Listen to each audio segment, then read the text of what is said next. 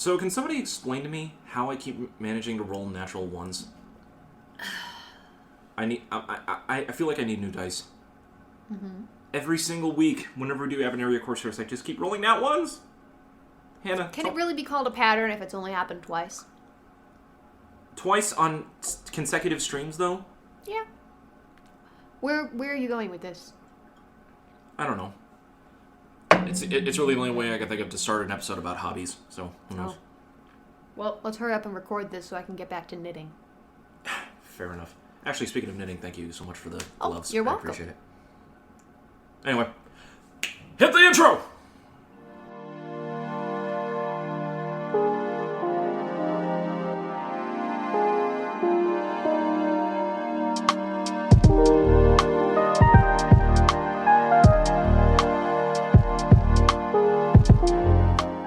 Intro successful. Welcome back to the General Geekery podcast, ladies and gentlemen. Hi. This is, of course, the podcast where we love to geek out about all that we love to geek out about with no remorse. No regrets. And all of the enthusiasm in the world. Indeed. Quite. As always, I am your resident... Marvelous. Exquisite. Delectable. Tremendous. Spicy. Supercalifragilisticexpialidocious. Can't top that. You did it to me last time, so I decided to go with the flow this time. Right. As always, I am your resident coffee ninja by day, actor, gamer, streamer by night, Donald Kaczynski back once again. Joining me as always, she is the dice slinger extraordinaire, our artiste magnificent, and our resident video game inept. She is Hannah Kubiak. Hello. Oh, good coffee. So today I wanted to do a little bit of a fun discussion episode. This kind of came up during my month of not really having basically down an eye. Mm-hmm. I found myself to be incredibly bored.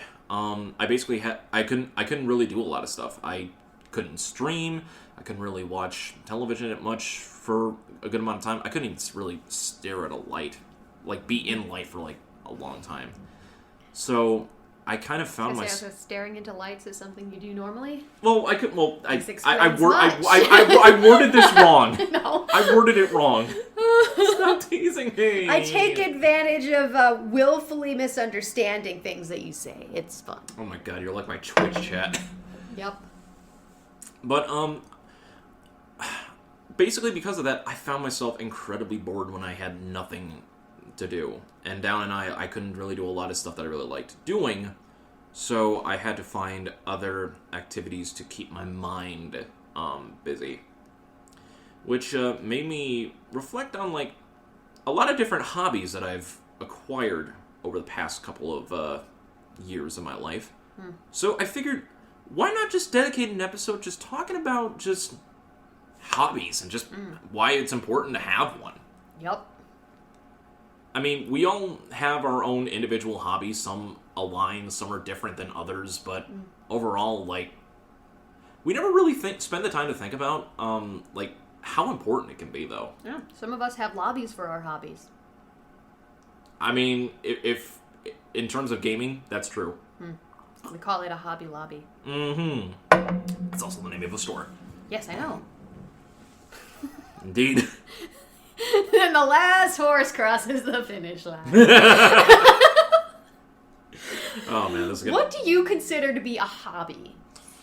That's a very good question. For me, a hobby is a hobby can be any kind of activity that that catches your curiosity, that you sink time into. It's not just like a one and done kind of thing. Like you actively pursue this activity in either niche ways or very big ways. You choose to invest in it. And the key word in that is investment. Mm-hmm. Investing time. Time, sometimes money. I mean, a lot of times money if it catches your interest for years upon years. But I'm just looking up, what is a hobby, just for fun? Yes, either Webster's Dictionary or Urban Dictionary. Let us know the definition of a hobby. A small European falcon of the genus Falco and subgenus Hypotriorsis. Called What? a hobby. A strong, active horse of medium size, having an ambling gait, a pacing horse, a nag, a garron. Huh? What? I think you looked up the wrong dictionary there. This is the Century Dictionary. I don't know what that means. Even... Hobby. A hobby is considered to be a regular activity that is done for enjoyment, typically during one's leisure time. Wikipedia. Thank you, Wikipedia. Thank you, Wikipedia, for making sense. Thank you. But, yeah. Hobbies include collecting themed items and objects, engaging in creative and artistic pursuits, playing sports, or pursuing other amusements. It encourages acquiring substantial skills and knowledge in that area. So yeah, kind of like the development of a skill or some knowledge, or belongings, perhaps, that that improve your life. Yeah. That are mentally stimulating. Yeah, and definitely. that makes you happy. Yeah, basically. So what are your hobbies, Donald? I've had a lot over the years, honestly. Same. But a couple that, well, obviously, video games are like a big hobby for me personally. I mean, I'm a Twitch streamer now, so like obviously I've taken that to like another level of playing games for both mine and other people's enjoyment. I was captivated by video games like ever since I was a kid. I would always watch my godmother's oldest child. Shout out to you, Shane, if you're listening to this. I remember watching him play old games on PlayStation 1 and Nintendo 64, games such as Legend of Zelda: Ocarina of Time. I played that, right? You played a Zelda game. It wasn't Ocarina of Time? It wasn't Ocarina. I had you play Wind Waker. Oh, it was another instrument. That's right. There's a lot of instruments in Zelda. Like Legend of Zelda. I've seen him play Mario Tennis, RPGs on PlayStation 1, ranging from Breath of Fire 3 to Legend of Dragoon to Final Fantasy 8 and 9. And I was captivated that at a young age. And I got my first console for Christmas when I was like 6 or 7, which was the Nintendo 64. The same one that I still have today. I still have my original N64 to this day. And with a lot of the original games that I originally had when I was a kid, such as Super Mario 64, Yoshi's Story, Tony Hawk, a lot of different games, and I've just been accumulating that over the years. And I have several different consoles now that I still play on that I try to keep in as good shape as possible. I mean, like I said, I had Nintendo 64. I've got Nintendo GameCube. I have, I need to replace my Wii, but I also have a Nintendo Switch, which is sitting right here on my couch right now. I was playing some Mario Kart on it earlier. And then I also have an original Xbox, PlayStation 2, PlayStation 3, PlayStation 4. I've got a lot. Yeah. Basically, I've got a lot. And I've got a lot of games to go with it. Hannah can actually see it right now, just like the video game. It's truly terrifying. Oh, it's not as bad as like some other people's collections. If you especially with like retro systems that come in like those big bulky boxes and cartridges. Yeah, I exaggerate for the funny. You know this. I know. But that was like one of my earliest hobbies that I still pursue to this day. Like I'm collecting a lot more older games now because I didn't have a chance to get my hands on them when I was a kid, because now that I have a job with sustainable income, I can go out and try to find some of these treasures. I go to a lot of secondhand shops and swap meet stores, just trying to find all these classic games if I can. I'm just writing down a list of what my hobbies are, 'cause there's a lot of them. There's a lot. Yeah, there's a lot to write down. Yeah. And it's always nice to have more than one hobby. Mm-hmm. Especially if there's a hobby within a hobby itself. Yeah. Because within video games, I love playing games competitively for the fun of it. Like, fighting games in particular, I've always been captivated by since I was a kid. I mean, I'm a part of like the Super Smash Brothers fighting scene community in Wisconsin for the most part. Yeah. I actually attended like one of the first major tournaments first major events of a tournament series that had been basically not running for like the better part of 2 years. Because they started back up and they found a new venue, and oh my god, so many people showed up. Like, we had maybe almost 100 people show up. It was from all across Wisconsin. We had people from Madison, we had people from all the way over in La Crosse, way up north in Green Bay. We had some people from Chicago come up. Yeah, wow. Yeah. For video gaming. My gosh. Yeah, it's always a lot of fun, and I always love attending them just because like I love talking with all those people. I love competing against them. I didn't really do that good that day. I got my butt handed to me on a silver platter. But yeah, I love it. Like, it was such a fun day. and honestly, just having that day to just like do that and just like mentally recharge, like especially after when you go through like a lot of stuff. I work in, like I said, I work at a coffee shop. I work in customer service. That sometimes you get some days like where you just deal with the worst of humanity. Yep. And it really brings you down emotionally, mentally, and honestly, having hobbies like that to just go out and blow off some steam really helps. I think first and foremost, that's kind of like the importance of just having a hobby, just to like blow off some steam. It's like it's copium. Gesundheit. Thank you. Gesundheit again. There's always two. A Always. master and an apprentice. But which one was destroyed, the master or the apprentice? What? I mean, that's what Mace Windu says after that. That's another like random hobby of mine that I just always do as a kid. I just love quoting film and TV. Quoting film and TV. I mean, you have to put up with me with this. So, here's my list. It basically just looks like my skills section from my theater resume. Mostly. I mean, you'd be surprised how often like hobbies work in theater, though. Yeah. So, knitting, sewing, drawing, painting, guitar, ukulele, theater, just everything having to do with that. Writing, like fiction writing, writing my stories. Reading, I like to read. Costumery, acting, board games, RPGs, cribbage. Yes. Learning dialect. I need to get a new cribbage board. Oh, yeah. I haven't had my family has my cribbage board because they don't have one. I need to get a cribbage board badly. Ooh.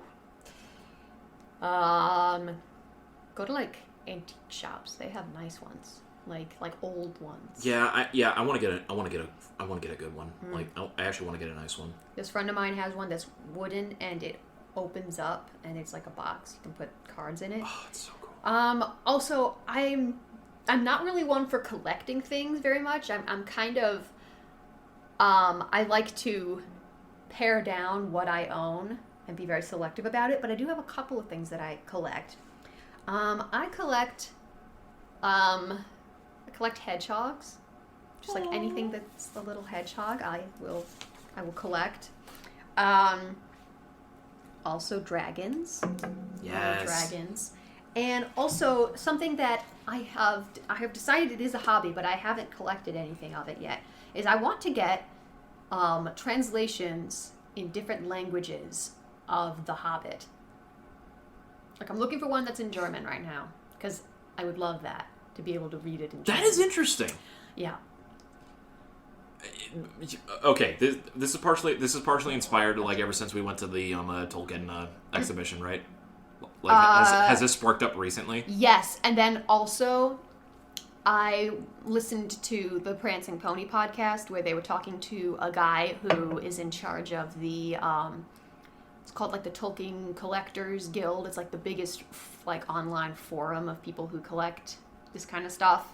And people have their own little like niches or whatever. Like That's some so people cool. like look to collect like all of the movie posters. Some of them collect art books. Some people collect like different editions of the same book, you know. Yeah. And stuff like that. And I was like, what would I collect that's Tolkien related if I got into that kind of thing? And I was like, I'd collect the stuff in different languages because it's been translated into so many different languages. It's one of the most Tolkien's works, especially The Hobbit, is like one of the most translated stories. I mean, maybe outside of no, I don't think Beowulf had that many translations. Honestly, I mean, it had the translation from like old Germanic into like olden English, but that's something entirely different. Yeah. So. Yeah, a lot of my hobbies are like things I do for work also, which can be a good thing. It's like, but does doing something for work make it a job and not a hobby? Like when does a hobby stop being a hobby? That's actually... Is it when you get paid to do it? Like you're a professional fill in the blank? That's actually a really good question. We live in an age where a hobby can basically translate into monetary skills. Like, I mean, we live in an age where content creation is arguably at its peak. Yeah. Like, you can make content almost out of anything and possibly get paid for it. I mean, but at the same time, it depends, like, how much work that you're willing to put into it and, like, all that. Yeah. Hobbies, in my opinion, are like a labor of love. Like, no matter what kind you do, like, whether you're creating something, whether you're collecting something, for hobbies, like, you have to put time and effort into it. And if you love doing it, then arguably the sky's the limit. Yeah. I think the example that we can probably take a look at, in terms of hobbies, that can turn into, like, legitimate, like, careers and everything is through actually D&D. Oh yeah. Because if you look at Critical Role especially, they made the fun thing that they do into like a job. Yeah, they basically made it into like a big production and sparked this new lead-in of like streams doing their own D&D campaigns with different levels of production, just like Loaded Dice. Yeah, well, we do. It's like it's storytelling, but it's storytelling as a group. Yeah, which makes it a really fun hobby. Yeah, like anything could happen, really. Yeah, and almost any single time, like I tune into a D&D stream, and I'm a part of one now too with you guys and everyone else on Loaded Dice. Like, and we're all having just such an enjoyment out of it, just creating this story. Yeah. I mean, we're doing it to entertain as well. Yeah. But we're still having fun doing it. Yep.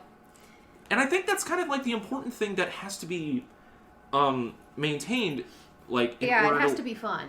Like, you have to have enjoyment in what you do. Another good thing, in terms of, like, costuming, like, related to theater, people who do cosplays and cosplay shoots for a living. I remember, Evan Braun, Dark Pack Cosplay, who we had on for the Clone Wars episode, he does a lot of cosplay work. I mean, if you guys haven't seen Evan's cosplay stuff, go check him out on social media at Dark Pack Cosplay. Especially his, my favorite one that he's done is his Witch King of Angmar. Oh my gosh. I love his Witch King of Angmar. You sent me a picture of that, right? Yes. It's so uncanny. It's so spooky. It's really a labor of love, and people actually do get paid, like, attending stuff like that, and just like inspiring this creativity, and it can be done into other avenues. Like, there are people that do cosplay and weapon design stuff that either do their own content creation on YouTube or are called upon for either film or theater jobs. And it's a real passion that they always follow. Yeah. Like theater and like any kind of like a creative medium like has that realm of possibility that hobbies can translate into real life work. Right. Like, I mean, look at me. One of my favorite hobbies is doing voices and quoting television shows and stuff like that. And I'm literally doing voice acting and stuff on the side, either on my own streams or if people hire me. Mm-hmm. And I have a blast doing it. Mm. Yeah. I would love to do more of that stuff. Yeah. I think, but if it starts being more work and it no longer becomes a hobby or fun, you will experience moments of burnout with hobbies, especially in some of the hobbies that I've had where you're competing and you're putting time and effort into stuff. You will feel burnout. Yeah.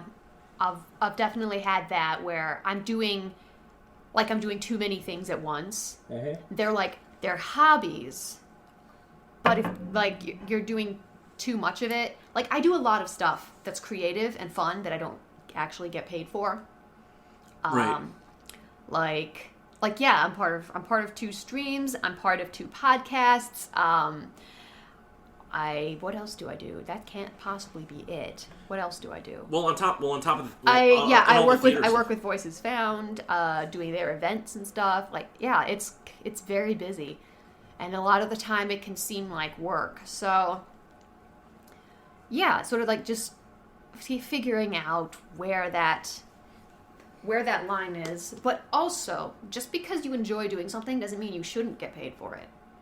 We get that a lot as artists, where people think they can not pay you for something or just pay you poorly for something because, well, you enjoy doing it, right? I'm like, okay, so in order to make money, I have to be miserable? What? It doesn't make any sense. Yeah, that's also another thing with us. We are part of it, a generation that is trying to make people more aware, because there's a lot more freelance work that exists nowadays than back during our parents' generation or even the generation after them. Yeah.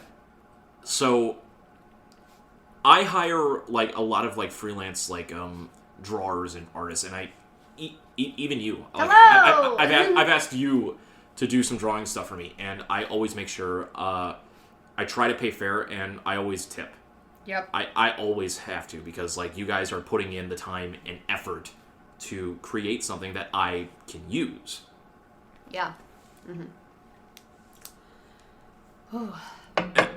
And that's the kind of thing. If you're doing if you have a hobby and you want to put time and effort into making that a business skill that you can utilize and have fun and actually make a living out of it, you honestly should actively not get gypped for doing that.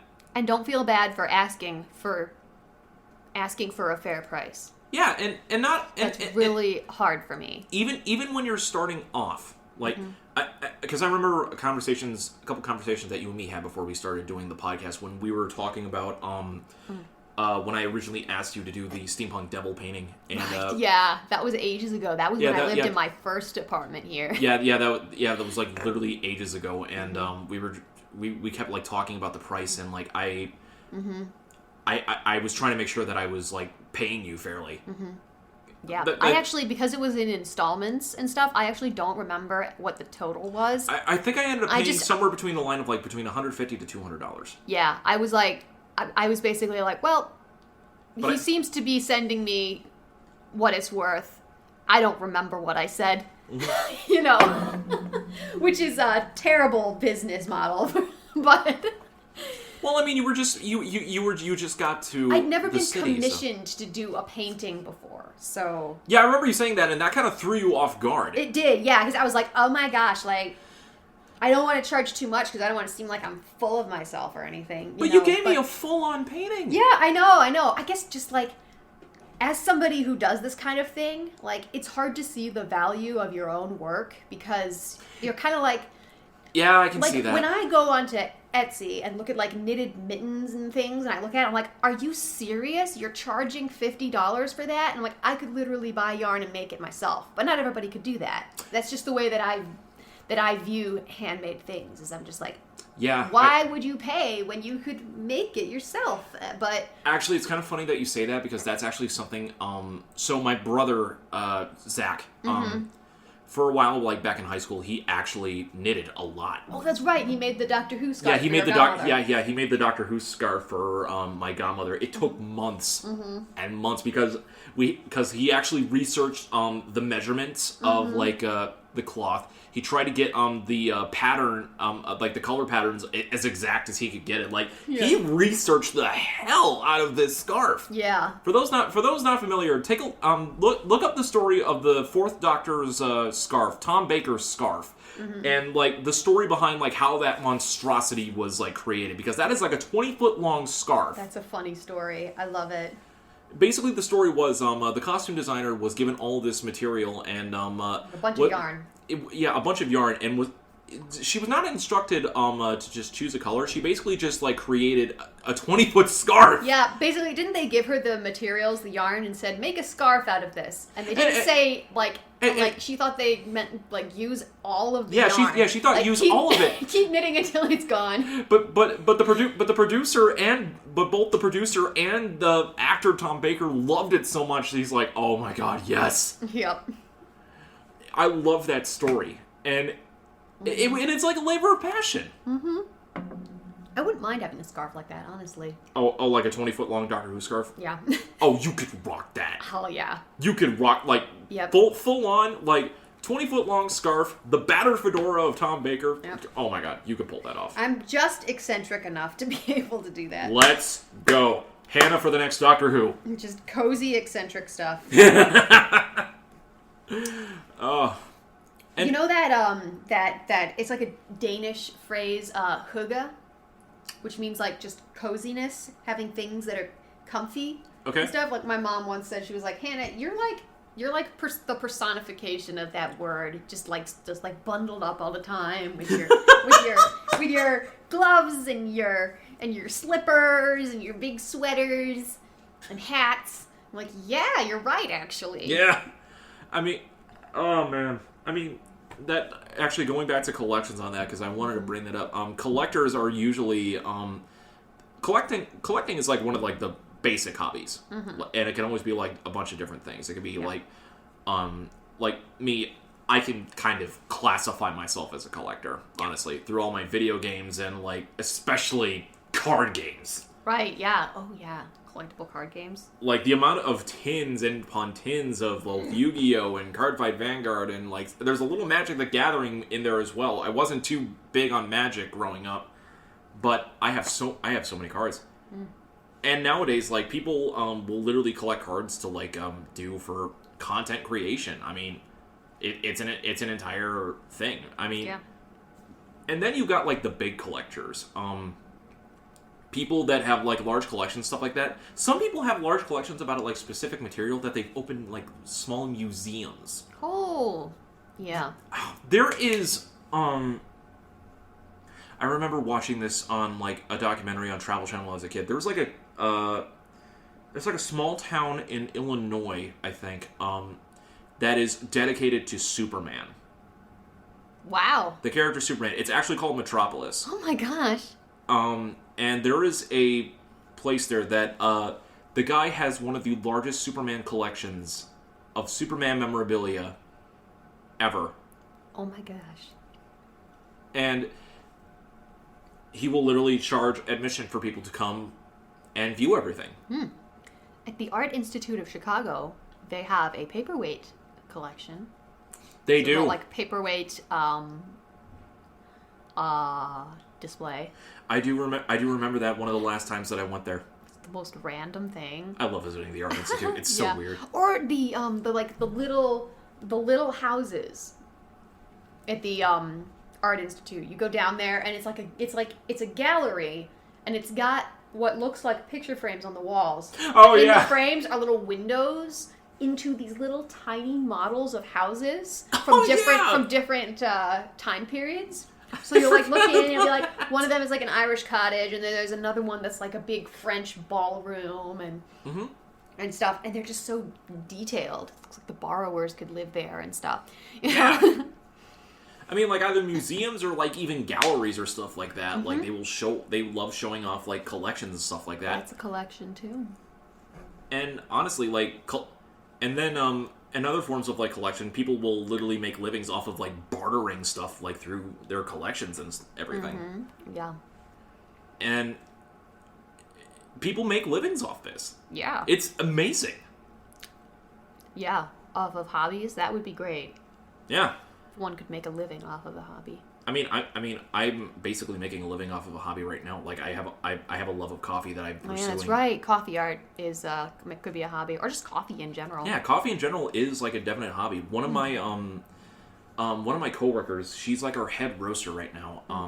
She originally was roasting her own coffee with like her home little like mini roaster, and people actually do that. Wow. Like, legitimate hobbies are, like, people actually, like, micro-roasting, like, their own, like, coffee and, like, micro-brewing their own, like, beer and alcohol. Oh, yeah, brewing is another hobby. Like, craft brewing especially, like, for our generation is huge. Like, we live in a city that has, like, one of, like, the biggest, like, craft brewing movements. Yeah. It's a big brewing hub, definitely. Like, you have, like, the big, like, brewers like Miller and everything like that, but then you got like a lot of different like microbrewers that exist around here. Like you've got Lakefront Distillery, you got Mobcraft, you got so many other different places that they started microbrewing on their own. Yeah, is Three Floyds in Wisconsin or is it in Three Floyds? I think it's in Wisconsin. Hold on, let me check. Because they're pretty good. I've always enjoyed what I've gotten there. You really feel like you're getting a good solid drink. Okay, let's see. Three Floyds Brewing, Indiana. Oh, it's in Indiana. Okay. Munster, Indiana. Munster, Indiana. Okay. Oh, that makes sense because, I stopped there once with a group of people when we were coming back from Gary, Indiana. So. Yeah. And don't ask why we were in Gary, but, And actually, even, like, the consumption of, like, alcohol, people make a hobby out of that, like wine connoisseurs and even beer connoisseurs will literally travel and like try like different forms of like beers and wines. I have a dead palate, so I don't understand that, but people can make a living out of it.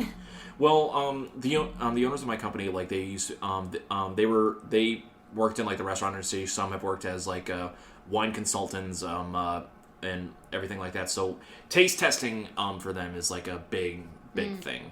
So I just know from like what I've seen.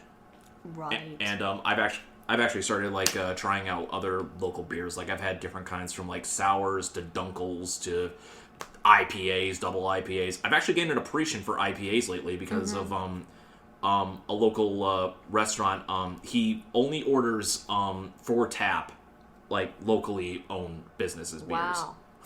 Oh, that's awesome. And he always tastes them. Like, he's the chef and owner of the place. And he sold me on good IPAs, so, like, I've been on the lookout for them lately. Yeah. But just be fair, just be careful that you don't go down into the halls of alcoholism, dear children. Drink responsibly. But yeah, hobbies can take so many, like, different, like, shape or forms. Like, they're great forms of, like, de-stressing. And they just build character. Yeah. So, like, it's good to be interested in... It's good to have interests and stuff, because then you have things to talk about. Like, I remember when too often I will... I used to work with high schoolers, like, in their school, and I never knew what to talk to them about, because I'd be like... I'd like, come up to them, like, lunchtime, and be like, hey, mind if I sit here? And I'd sit, and be like...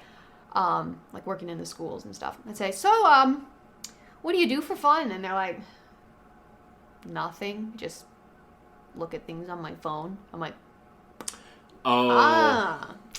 what else? Nothing. Like, what the hell? These were like middle school and high school students and stuff? Yeah. Oh my god, that's so... Yeah, and I think, I basically, when they said that, I just saw like this long, boring... painful tunnel of like that gives me flashbacks. A life. Yeah, I was just kind of like, oh my goodness, your life is gonna be so empty. I think that's why, like, schools especially, like, I feel like extracurricular activities and stuff, like, should really like be encouraged more like Yeah. in schools, like clubs and things like that. Yeah. At that school, actually, I would, I spent a lot of time with, like, the younger kids. A lot of them, like 12, 13-year-olds, they were in an anime club, actually. Let's go! Where they would learn how to draw stuff.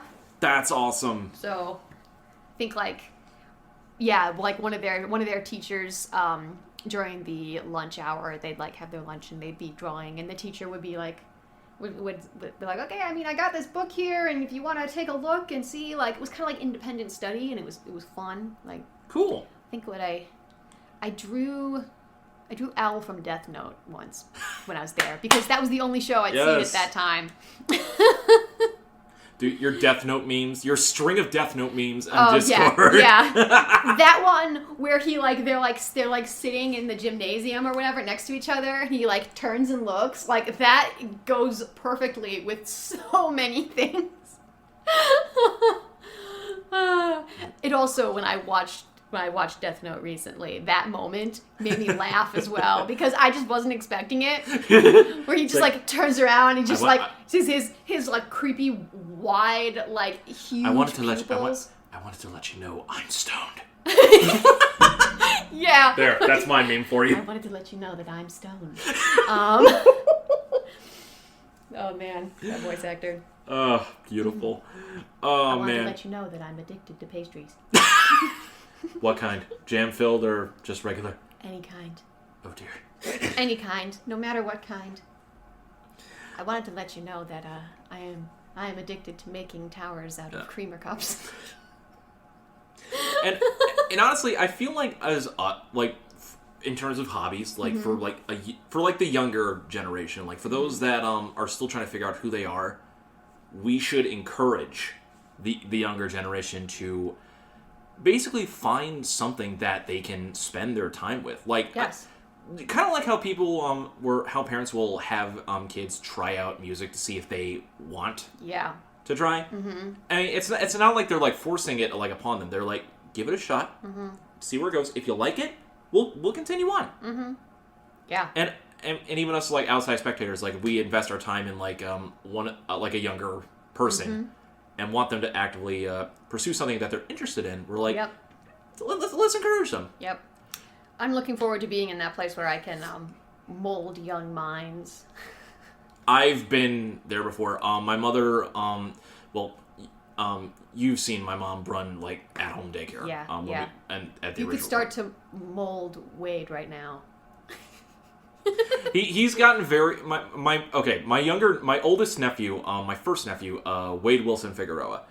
Yes, he's named after Deadpool. Oh my goodness. He's taken lately to taking the biggest pieces of Lincoln Log sets and then do this like they're drums. His dad and his mom are huge metalheads, and they love music. So I really do believe that they will encourage him musically. Yeah. Like they'll put on Mozart when they'll put him to sleep. Yep. It's so cute. So I love that. Yeah. But one of my mom's first daycare kids, her name was Kaylee. She they go by Caleb now. But as they were growing up, I basically looked at them as like another sibling. And when they started getting into like middle school and things like that, they mentioned that they wanted to watch some more anime because she grew up kind of like kind of sheltered and everything like that, and she was intrigued by it. And me being the anime lover that I am, and also taking into account how young she was and like everything like that, I'm like, okay, I can give you some recommendations. What kind do you want to see? And I basically helped encourage her into other areas that they liked. Yeah. They're still watching to this day, and I'm like, that's awesome. Good for you. Yeah. And then I've had that with like some my mom's other daycare kids. I've encouraged them to like follow like what they want to actively kind of pursue as even for fun. Yeah. That's the important thing. Yeah, it's like fostering creativity in the next generation. Exactly, for fun. I mean, I watch TV and film for fun as well, but I can also creatively, like, criticize or just offer opinions on stuff. Yeah, you don't want to be just, like, hobbies can be sort of like, like reading or watching things, taking in material and information, and it can also be making things like writing or drawing or learning an instrument. Like you don't just want to be a consumer, you want to create things as well. Because that's kind of just that's how the world keeps on going, and how we breathe life into our surroundings and sort of leave our mark, kind of. So I had written on my mirror for the longest time this whole thing, create something every day. Right. Basically, like, even if it's just like an origami crane or something, you don't have to, like, I don't have to do a giant painting like the one that I did for you every day. Right. But just do something, That's a great one to live by. Mm-hmm. One thing I do want to bring up, though, is just as like a small discussion thing. When does a hobby become bad for oneself? When does it become toxic? Because there are examples of this going very, very wrong, not just for oneself, but for a community, right, as well, without like proper safety precautions and stuff in place, especially in hobbies that revolve around dealing with weapons, like especially in our field, we do a lot of stage combat for specific kinds of shows. Yeah. I mean, luckily we haven't had to use like actual blades in our productions, thank God.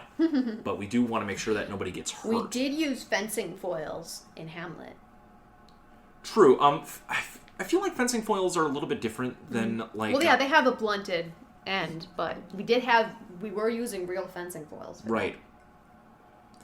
That is true, but in any form of like bladed like weaponry, because I remember when I was wielding a knife, when we did Titus Andronicus, I love weapons. Yeah. I love handling swords and stuff like that, but the fact that in the script I had to use the weapon to basically stab someone in the back, even though we had the proper safety protocols in place, so okay, right there, there's always that fear. Yeah. That sometimes, like, if you get out of hand with it and you're not focused with it, it can go very, very wrong. Wait, who did you stab? I had to stab Robert in the back, remember? Oh, that's right. Yeah, when we were killing when you were killing him, yeah. Yeah, when we were killing the brother and before the bad scene. The bad deeds. All I remembered about that was Thomas cutting his throat. I didn't remember that you stabbed him. Yeah, I did. It was so gnarly. He so chilling. Yeah, the throat was the last one, but I remember getting him in the kicking him down and getting him in the back twice, like when he was hunched down, and then he went for the throat slit. Right. Oh. But I mean, there have been events where like sometimes like hobbies can lead to actual like possible fatal tragedies. Yeah, probably. I think when you get caught up in something so much that you don't think of safety, like for like sports or for weapon kind of things. If you don't have self-awareness, maybe as well, that could be a problem. I know we've had people get injured on stage because somebody would do like a stage punch, but it wasn't a stage punch, it just became an actual punch because they just weren't thinking. Yeah. So like cultivating that awareness as well, and like I kind of thank goodness that I haven't actually like hurt anyone. I've only hurt myself just because like I've sometimes gone too far without being totally aware. Yeah. And so I think that's what I would say with that. For like collecting and things like that, I would say that it could take a financial toll on you. Either financially or the hoarding. Hoarding. Financial toll or hoarding where you can't get rid of anything. It's like this, when you find that it's not adding to your life and it's becoming like a millstone around your neck, kind of. Yeah. Where it's like, I wish that I could get rid of these things, but I can't. So you have like the sunk cost fallacy going on where you're like, I spent so much time and so much money and so much energy on this that I would be wasting that time if all of this went away. Yeah. You know? And that sort of, if it creates sort of when the thing stops existing for you and you start existing for it, that's when I think you kind of have gone too far when it comes to collecting. Especially for like some hobbies where you follow like different kinds of like events such as like sports and stuff like that, and even like fandoms like follows like TV shows like that. When the intrigue becomes overly fanatical, when it becomes obsessive, yeah, obsessively fanatical. I just think of especially with sports teams. I've seen I come from a family that loves the Packers. Like, I'm not a sports person myself, but I've seen the worst out of everything. Like, at the highest of highs and at the lowest of lows. Yeah. And I think about that case, the Slender Man, was it no, she didn't get killed. She just got, they stabbed her. Yeah, the Slender Man Attack. Yeah, the one we talked about. Right. Yeah, the two girls in, I think it was in, wasn't it just in Tosa? I think it was in Wauwatosa where that happened. But yeah, that's where you can get too caught up in something that's fictional, and it becomes sort of a unhealthy obsession. Oh, especially with weapons, especially with firearms. Oh yeah, that too. I mean, there's too many examples of that like going wrong. That being said, I have fired antique guns and things like that as a curiosity. I've never been too heavily into that, to be honest. Yeah, I would say that with that kind of thing, with firearms especially, it's very important, like I said before, with like sports and with weapons, that you know how to safely operate these things. You know. Yeah. Thankfully, there are schools where they give you like certifications, concealed carry licenses, things like that. Yeah. Where you have to be qualified, right, to be allowed for it to be legal. Honestly, shooting ranges and stuff like that are like. No, I've been to a shooting range. Yeah, we both fired. We have both fired guns before. Like, I feel comfortable like being around them in like that controlled kind of environment. Yeah. But I do know like things that can go too far. Yeah, absolutely. So, even though we should encourage like people following a hobby, just be aware. Be aware of like the good, the bad, and just don't get too sucked into the endless black abyss. That is the bad side. Yeah. That's all I'm asking. I've been collecting Yu-Gi-Oh cards since goddamn 2002 since the game started. Oh my goodness. I would probably go the hoarder route, but luckily I hadn't been collecting for like a long time. Like, I'm just starting it and I'm only doing it in like small increments. Right. But if I do, Hannah, please, for the love of God, get me some help. Sure. Yeah. If I ever come over here and like every single surface has like piles of tins on it, yeah. No, I will keep all those boxed up. I will keep those. There's a difference between like displaying stuff for the good of it and then just like being overflowed with it. Yep. So yeah, don't worry. I hope I don't go that way, but I will make sure I don't go that way. Yep. Whew. But yeah. I have to say, we had a lot more to say about that than I thought we would. Oh, I knew we were going to have a lot to talk about. Like, honestly, like the single kind of like thing just terms of hobbies, and then you could just like branch out from there into like sub branches. It's a fun topic to like discuss about because then you go into like the different categories of like stuff. You got the collectors, you've got the foodies, you have the competitors and stuff like that. Like, especially in terms of like hobbies where you go try out new foods. I have been following that for like the past couple of years. I will be honest. I actually I had chicken tempura for the first time the other night. Really? The first time? Yeah, I don't get to have many Japanese. I don't. I didn't grow up with like Japanese food. So good. I know you. California, first 8 years of my life. Of course, I had Japanese food. Yeah, so I've been trying a lot more different ethnic cuisines. I grew up in a community that had a lot more Greek influence. So I grew up with a lot more Greek food. I love gyros. Love gyros. Gyros, oh, so good. Oh my god, that's the one thing I miss about my old neighborhood. I don't have a local gyro place anymore. I just want to go back to that neighborhood just so I can just go to that gyro place again. I'm like, I've missed your food. If I could turn back time, if I could find a way. Let's go. All right, I think love me like you used to do. Let's go. Sing it, Kubiak. I'm done. No, we had to do it anyway. I was trying to fit the word gyros in there somewhere, but I couldn't. Yeah, you tried. You get points for trying. Well, I think that we can pretty much end it off at that. Yeah. Well, guys, let's cut this one off. Yeah, the world of hobbies is intriguing and ever vast. And just find something that you enjoy and just stick with it. And if you can make a living out of it, just remember to keep having fun with it. That's all I can say. Thank you guys for listening to this episode of the General Geekery Podcast. This has been episode 99 of General Geekery. Oh. Next episode, we hit 100. And I think me and Hannah have been talking about it. We might be doing a live episode. Oh, yeah. We might be doing a live episode. What we're going to be talking about, we don't know yet, but we're excited. We're definitely excited. Sure it's epic.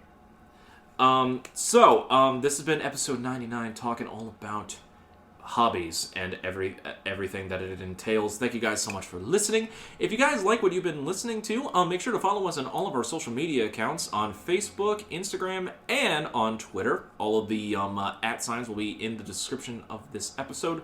If you guys want to support the podcast in any way, shape, or form, you can pledge to either our Patreon page or our Ko-fi page. Links of that is also in the description of this episode. Pretty much everything we're going to be talking about is going to be in the description of this episode. Yep. You can check out Hannah on Instagram. Wait, you said you deleted it a while ago, didn't you? I didn't delete it. It's still there, but I haven't done anything in a while. Gotcha. You can check out Hannah on social media at Python Legume on Instagram.